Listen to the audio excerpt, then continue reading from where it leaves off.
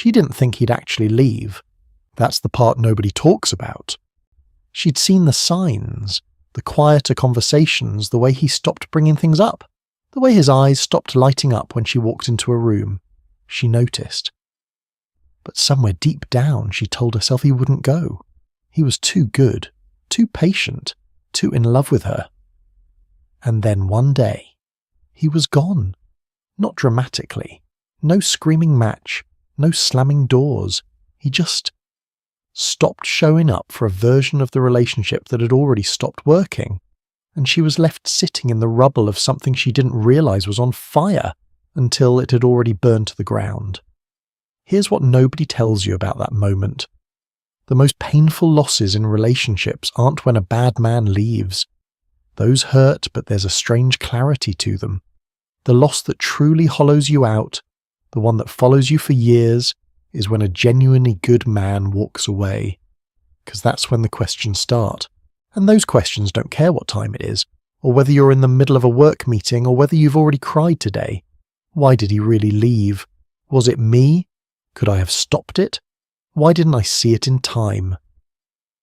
This video is going to answer those questions, not with platitudes, not with "you deserve better" speeches, with the actual psychological mechanics of what happens and why, when a good man reaches the point of no return.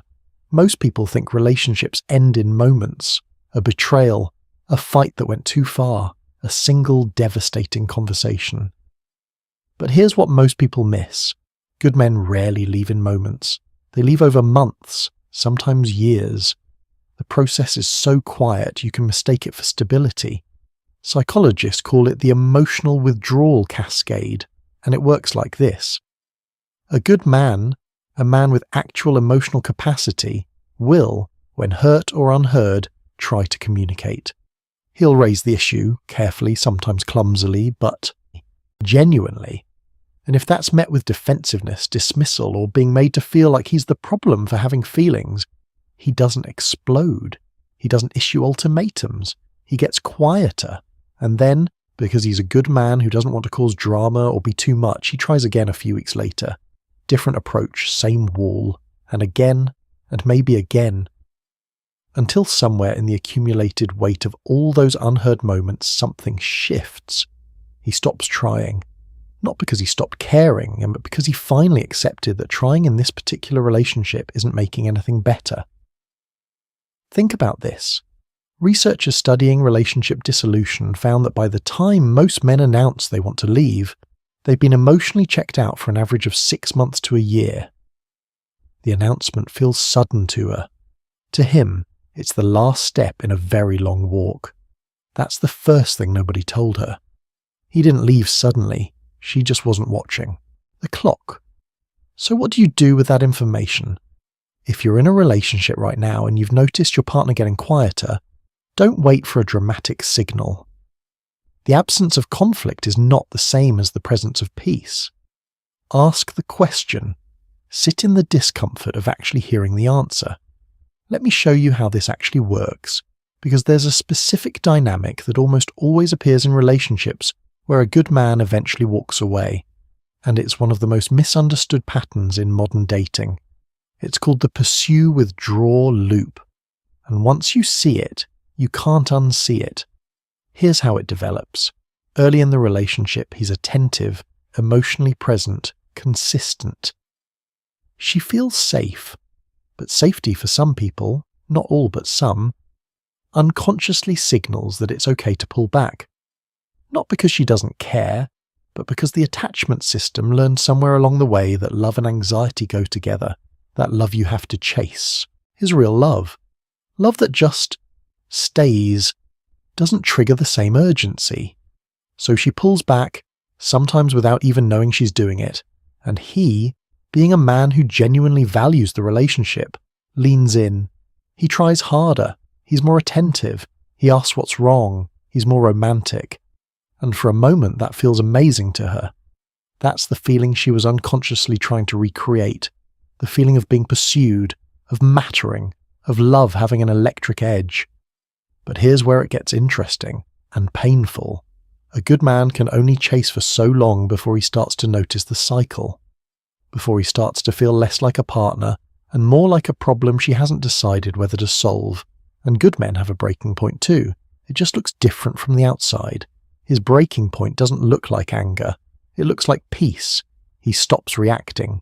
He stops initiating the hard conversations. He stops reaching. And from the outside, it can actually look like things are finally fine. She interprets his calm as contentment. She didn't realize it was detachment. This is where so many women miss the critical window. Not because they're not paying attention, but because they were watching for the wrong signs. They were watching for him to get louder. He got quieter. The actionable thing here? If the relationship has felt peaceful for a while, but you haven't actually had a real conversation in weeks, not logistics, not surface talk, but genuine emotional contact, something is worth examining. Stillness in a relationship can be serenity, or it can be one person slowly saying goodbye without words. This is the part that really stings. After he leaves, she wants an explanation. She needs to understand. And what she often gets is something frustratingly minimal. I just didn't feel like we were working anymore. I needed something different. It wasn't about one specific thing. And that feels like a cop-out. It feels like cowardice, like he owed her more than that. But let me reframe what's actually happening when a good man gives you that answer. He's not hiding the truth. He's giving you the only honest answer he has left, because by the time a man with emotional intelligence reaches the point of leaving, he has usually processed his feelings so thoroughly for so long, in private, that the specific incidents have blurred into a general emotional conclusion. He's not saying I have no reason. He's saying the reason is no longer a list of events. It's a feeling I've had for longer than I want to admit, and I don't know how to translate that into a sentence that will make sense to you without turning into a conversation I've tried to have 12 times before. Here's the thing, and this is the part that nobody gave her. His inability to explain himself in that moment isn't cruelty. It's the exhaustion of a man who tried to express himself while he was still in it and ran out of language. There's a concept in attachment theory called the emotional account. Every relationship has one. It fills up with deposits, moments of being heard, respected, desired, chosen, and it drains with every moment of dismissal, disrespect, stonewalling, or feeling invisible. A good man's exit usually comes after a long period of quiet withdrawal from that account. He doesn't leave because the account hit zero one Tuesday. He leaves because he watched it drain slowly, tried to make deposits of his own to compensate, and eventually had to accept the math. When he says, "I just didn't feel it anymore," he's not being vague. He's telling you the account is empty. And that's a balance that built up over a long time. Now, here's where it gets really important. Because this is the part that plays out in almost every situation like this, with an almost predictable script.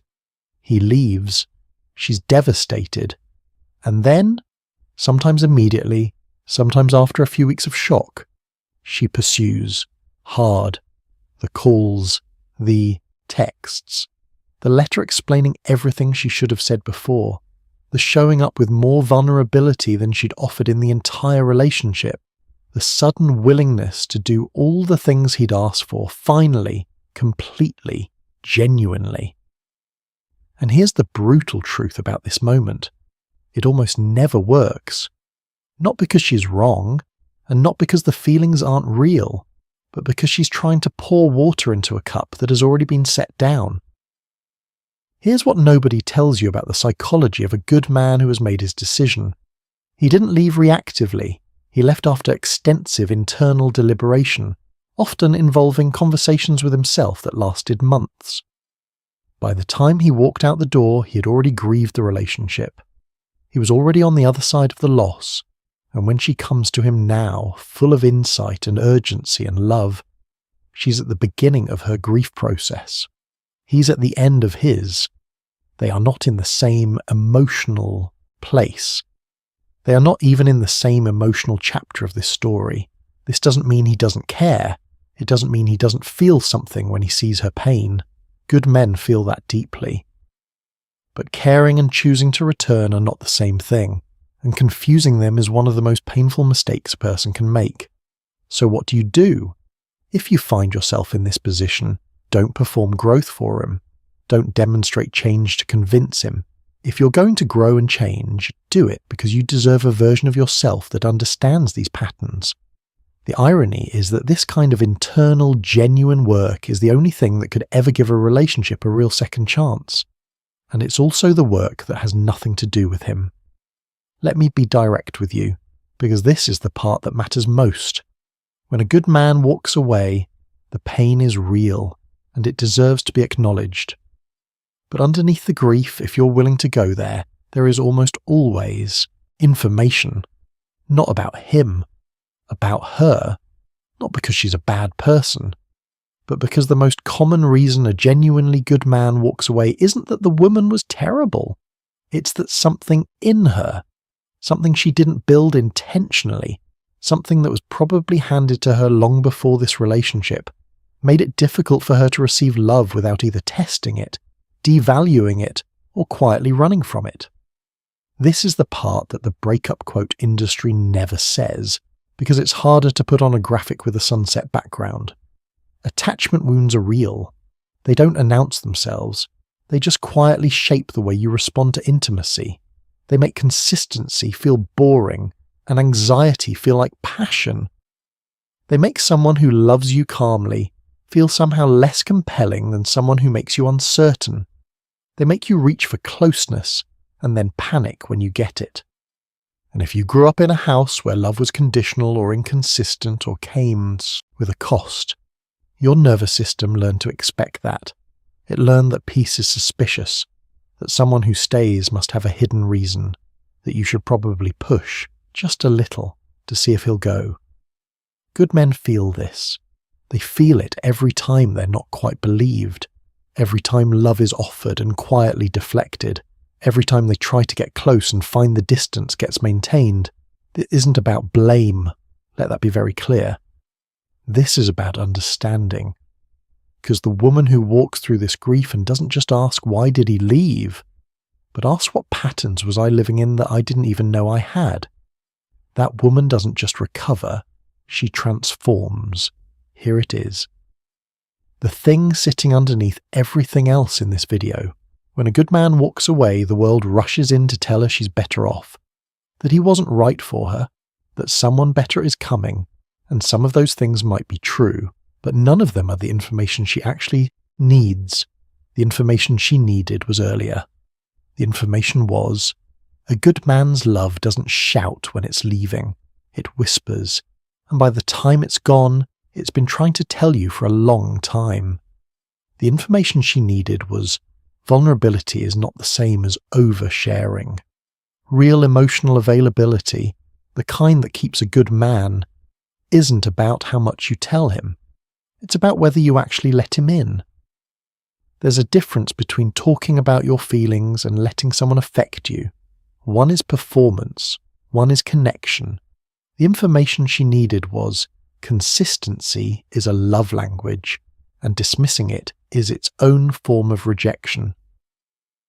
When he showed up the same way, day after day, when he was reliable and steady and present, and that was met with boredom or ingratitude or the quiet sense that intensity equals love, something in him registered that. He felt it. Good men always feel it. And the information she needed, the one that might sting the most, is this. She had power in this story.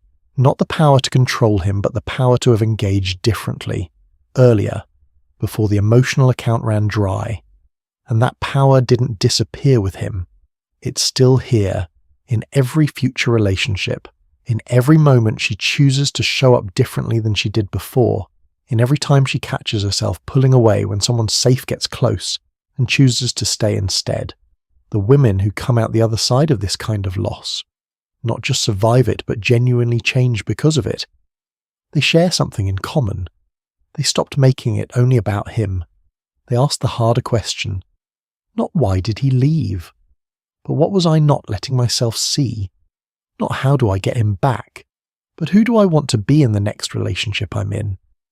And slowly, with real honesty and sometimes real help, they started to recognize the patterns, the leaning away when someone leaned in, the nitpicking that came from fear, not expectation, the boredom that was actually safety in disguise, the walls that looked like independence. They didn't do this work for a man. They did it because they were tired of living in a pattern that kept costing them things they actually wanted. And something quietly remarkable happened.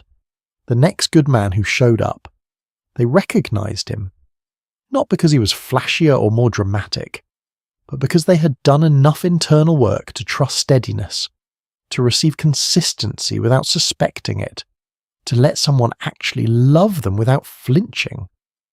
That is the inheritance of this kind of loss if you're willing to claim it.